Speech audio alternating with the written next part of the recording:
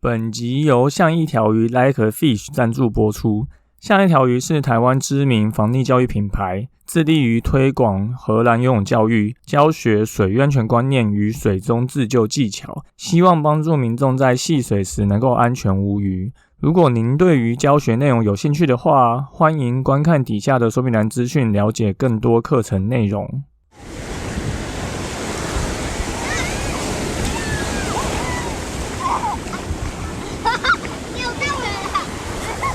现在时间下午5点钟，海水浴场关闭，请尽速从水里上来，谢谢。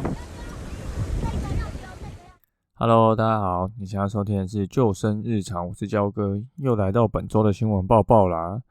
上周末我们像一条鱼有去高雄举办的水域安全嘉年华摆摊啊，不知道大家有没有来现场玩啊？除了我们以外啊，也有很多救生协会啊、消防单位有去举办了各种水域安全游戏齁，然后我们还有人直接把这个透明水缸搬到现场啊，灌水啊，这个水缸是比人还要高的齁，那直接请就是专业的勇者啊，在里面表演如何做防溺自救操作，非常有趣齁。焦哥会再把这个影片放在底下说明栏。然后另外我们上周有发掘之前有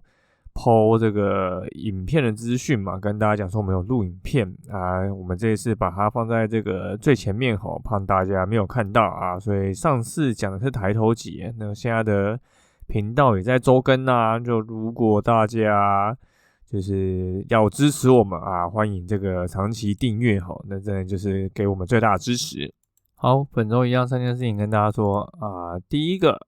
防溺教育的迷思6，学习正确的水域安全观念，尝试防溺的最高原则。水中自救在这几年突然在游泳教学界刮起一阵旋风吼，不知道焦哥就在网页上看到越来越多单位有在讲自己有在做相关的水中自救教学吼。但是呢，水中自救其实已经是意外落水后啊，无人可以协助你的情形下啊，你可以使出的最后手段，也就是溺水发生前的最后一道防线吼。那在整个防溺教育的学习过程中啊，更重要的应该是要学习如何避免溺水情形的发生。因为多数的溺水意外其实都是可以事前避免的吼，因为只要你有水域安全观念。举例来说啊，这个山区溪边容易下午后雷阵雨嘛，所以上午去玩水啊，就会比下午去玩水更安全。那台风来的前后啊，比较有高几率会有长浪吼，也就是疯狗浪，那刮浪的风险会比较高。穿着防滑的溯溪鞋去溪边比较安全啊，你拖鞋被冲走吼啊，建议不要去捡它，因为你滑倒的几率会很高。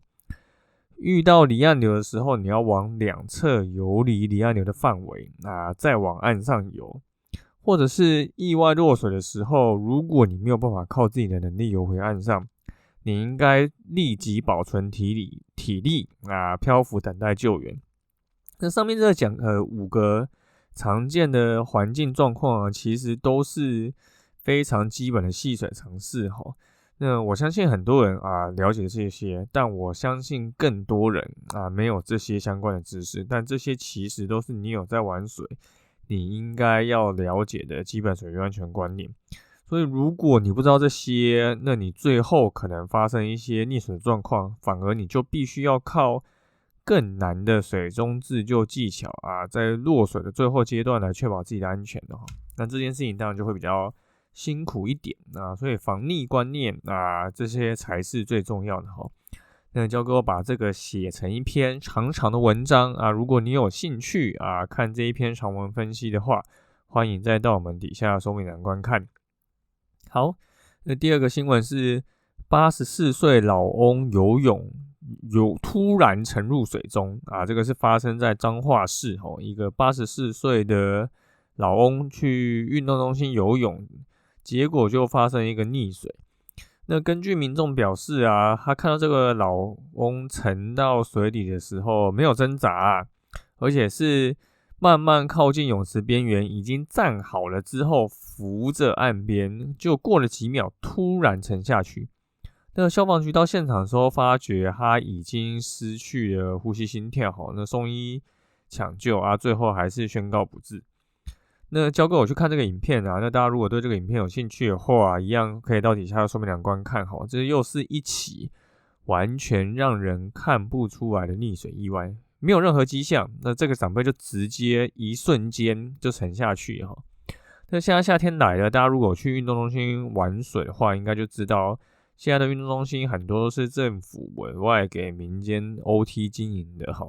所以依照约定会提供公益时段啊，回馈在地的一些居民长者都有相关的优惠。所以原本这些长辈啊，就会去这些游泳池泡泡热水啊，做 SPA 聊天游泳。等到公益时段的时候，现场的这种年纪大的长辈的人数会突然变得非常多，因为这时候他们去是免费的。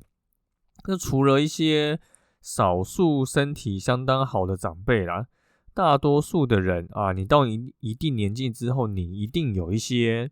身体的状况，尤其是一些跟心血管有相关的一些疾病哈。所以除了游泳池啊湿滑容易跌倒，可能会让长辈啊受伤、撞到骨折以外，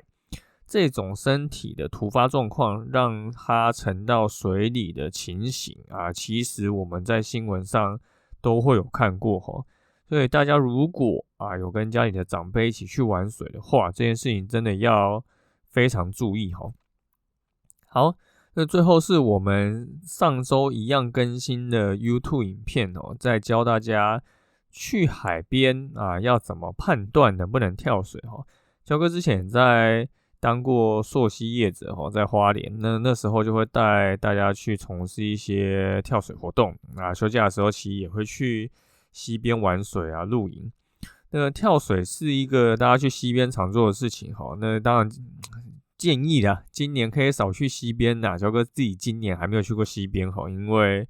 地震不断然后连下了不知道多久的午后雷阵雨你现在去溪边玩水的风险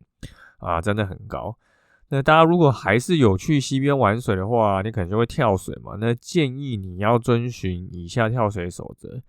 第一个就是先下水检查水深可能底下除了水深以外，你也是要检查你跳的地方是不是有可能有一些钢筋凸出来裸露可能从水面上根本看不出来那水深建议至少要有3米3公尺，那这个是从一个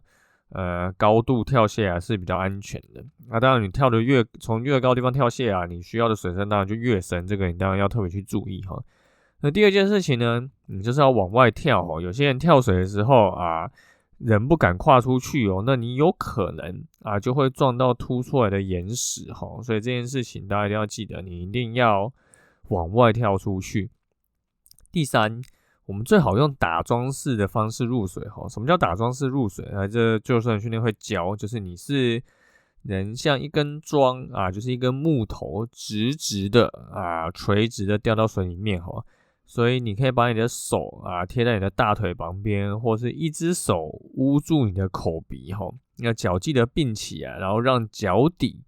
落水。为什么要让脚底落水呢？因为我们脚底通常比较厚嘛，所以你脚底撞击到你比较不会痛大家都知道，如果你是啪一下背落入水中那你的背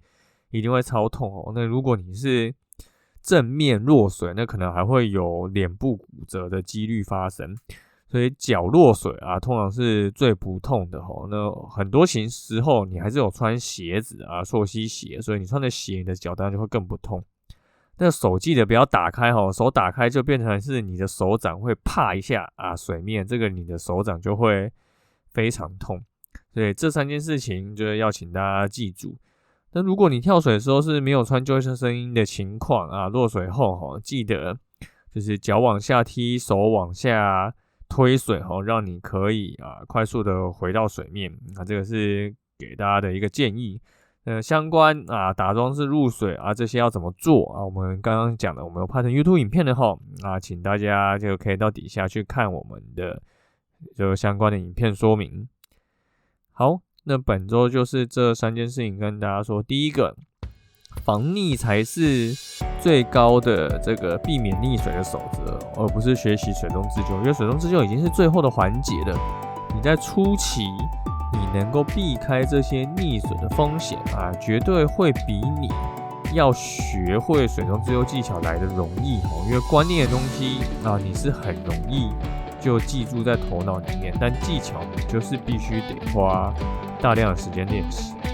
再来呢，第二个啊，大家如果去游泳池玩，记得特别要注意一下长辈的状况，因为长辈年纪大了，当然容易滑倒或者是泡 SPA 晕倒。那这一次还发生了啊，明明就站在岸边没事，就突然沉下去的情况，所以可能本身身体就是一些状况，所以大家如果真的有跟家人去玩水的话，特别要注意长辈的一个动态。最后呢，去海边要怎么判断能不能跳水？我觉得记得啊，先检查水深，然后呢要干嘛？就是要往外跳。那最后是打桩式入水，让你的脚底板入水。那相关的操作方式，我们有拍成影片啊，欢迎到底下说明栏去看我们的影片啦。好，那就感谢大家收听今天的就生日常，我是焦哥。如果你喜欢我们节目的话，欢迎到 Apple Podcast 留言，并且给我们5颗星，也可以推荐给身边的朋友。如果你有 IG 账号，也可以跟我们说你想要听什么样的主题。那就下次再见喽，拜拜。